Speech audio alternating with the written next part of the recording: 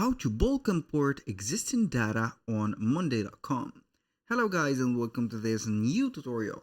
In today's video I'm going to show you how simple and easy it is to import bulk or use the bulk import method to the data that are existing into a file for monday.com.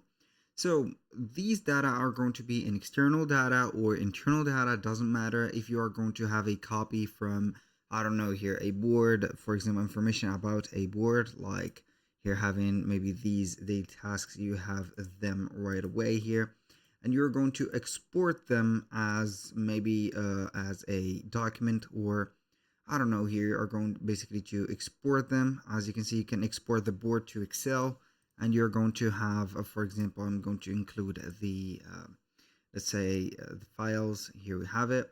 So after that, you're going to import them. How we can import them, basically, it is going to be very easy and simple. We are going to head over to the home page.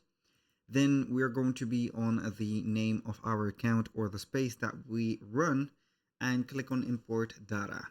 We're going to import the board because it is going to let you import boards. You can import from Excel, Google Sheet, Trello, Asana, Basecamp, Jira, and etc.